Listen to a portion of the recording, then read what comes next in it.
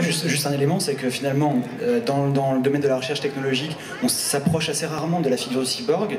Par contre, en fait, des gens vont l'utiliser, vont le détourner. C'est-à-dire que, est-ce que peut-être que notre capacité actuelle de réparation du corps est tellement peu aboutie, finalement, qu'on est très loin de pouvoir prétendre à parler de cyborg quand on répare quelqu'un avec une prothèse, avec un exosquelette, ou du moins, on est très loin aussi du couplage très intime que la figure du cyborg en général exhibe avec comment dire, un échange de flux, un échange d'informations à un niveau très très poussé.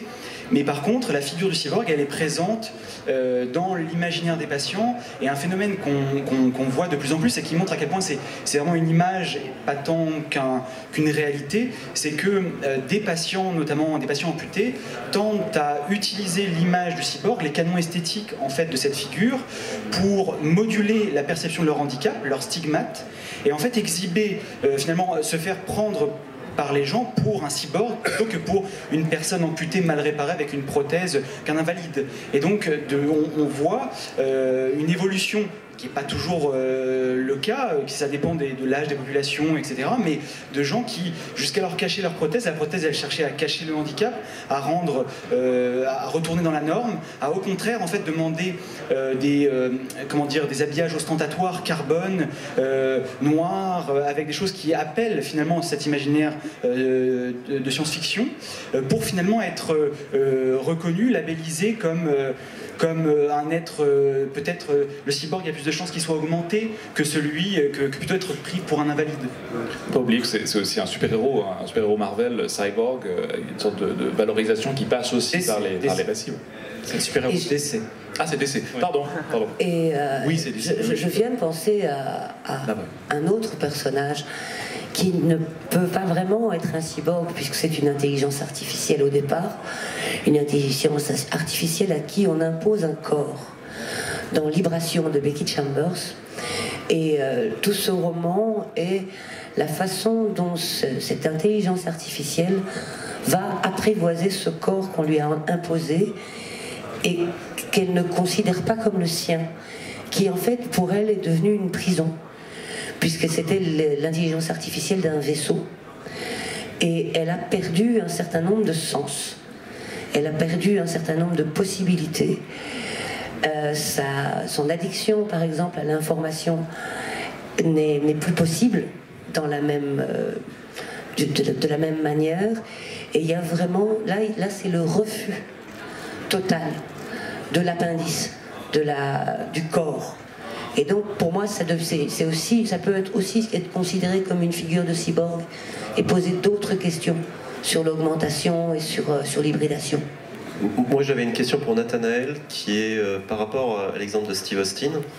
La DARPA a fait des recherches, et es-tu au courant de la femme qui était la 3e tentative, qui avait une prothèse de bras qu'elle pouvait diriger par la pensée, oui. Et en fait, on s'est rendu compte que quand elle rentrait chez elle, elle trouvait finalement que c'était mieux de l'enlever et de se débrouiller avec son seul bras et avec ses habitudes d'handicapé plutôt que d'avoir à supporter la prothèse. Ça témoigne parfaitement du fait que l'état actuel de la technologie est pas suffisant en général pour compenser certains handicaps. Alors pour le membre inférieur, par exemple, quand vous perdez une jambe, un pied ou autre, vous avez une réelle perte de mobilité, ce qui fait que la plupart des gens amputés, par exemple, de membres inférieurs, sont appareillés. Ça leur permet la station debout, la marche, etc. Pour le membre supérieur, en fait, on sait tellement faire de choses avec une seule main que les dispositifs n'ont pas le niveau suffisant en général pour être tout le temps efficaces.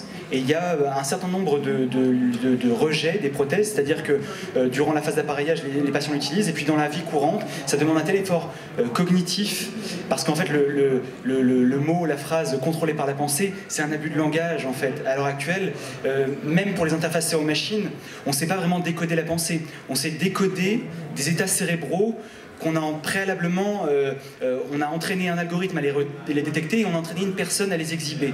Et donc ensuite on va avoir du machine learning, de l'IA, un gros mot comme ça, qui a été entraîné pour reconnaître ces états, et on peut attribuer une action à un état. Donc si vous pensez très fort à un état cérébral, l'ordinateur va pouvoir le détecter et par exemple envoyer une commande sur une prothèse. Mais ça reste une manière très très simpliste de contrôler un dispositif comme, je sais pas, un bras avec beaucoup d'articulations, beaucoup de possibilités de mouvement. on se retrouve avec un canal de contrôle extrêmement limité, et donc le contrôle par la pensée, c'est quelque chose d'extrêmement frustrant.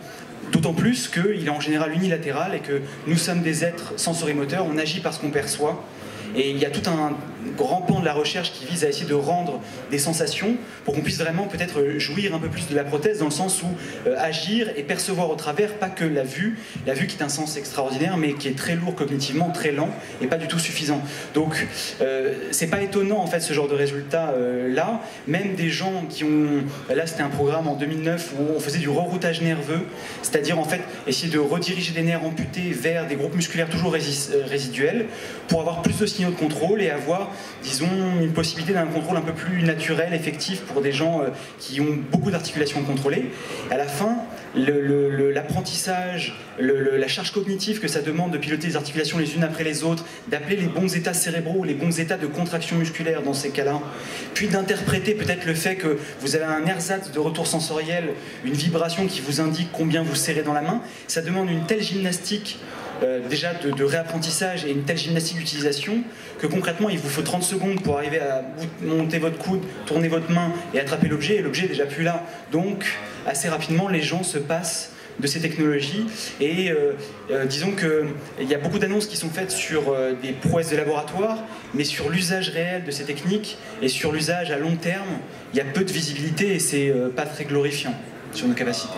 Ce qui est intéressant, c'est que la science, en l'occurrence, contredit justement les rêves et les fantasmes transhumanistes, où en fait on dirait voilà, l'homme augmenté est forcément plus performant que le corps. Je crois que des gens de l'Université de la Singularité parlent de sortir du sac de chair. Voilà, on est tous des sacs de chair, et du coup il faudrait en sortir, et grâce à la technologie, etc. Alors que là, en l'occurrence, concrètement, les progrès de la science montrent bien qu'on n'est pas du tout encore là, et que là c'est beaucoup plus...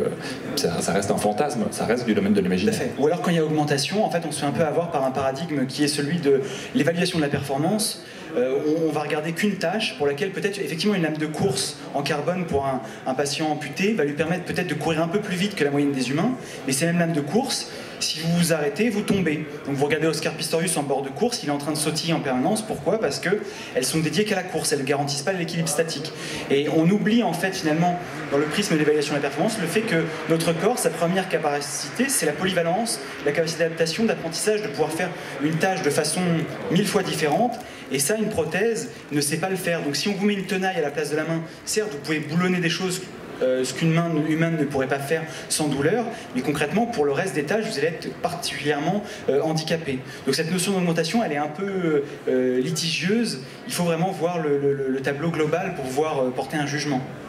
Il y a sur votre site des vidéos assez impressionnantes, sur votre site de chercheurs, où on voit des patients à qui vous ordonnez, donc qui ont des prothèses de bras et de mains, à qui vous ordonnez de plier tel et tel doigt, et ça marche.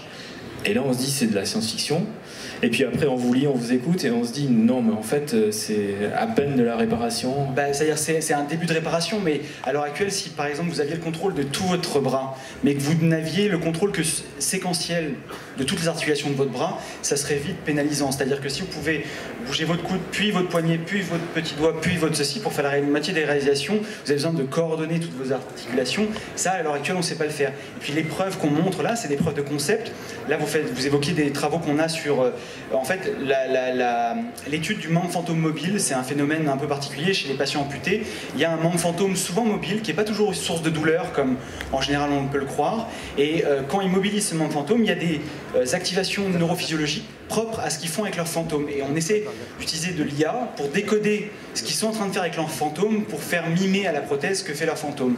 On va éviter d'utiliser un paradigme de faire des contractions comme du morse pour piloter la prothèse, mais juste de mobiliser le fantôme et que la prothèse suive. Donc ça marche, mais ce qu'on montre en fait, et c'est toujours le cas, et les articles en général expliquent tout ça, mais les médias quand ils le relaient ne voient que la belle chose, là c'est les 10 minutes où ça a marché, où il y a eu 4 heures d'entraînement avant, le patient il est venu plusieurs semaines pour qu'on fasse des réglages, l'algo de DIA a été entraîné sur des données électrophysiologiques, données qui sont influencé par le stress, la fatigue musculaire, si vous fumez, si vous ne fumez pas de cigarette, 2 heures après vos signaux ils vont être altérés, sur plein de phénomènes qui font que ça marche pendant un temps donné et que, hélas, on va mettre des années à passer le cap de transférer ça à un dispositif utilisable couramment sans 10 ingénieurs autour, sans 100 000 euros de matériel.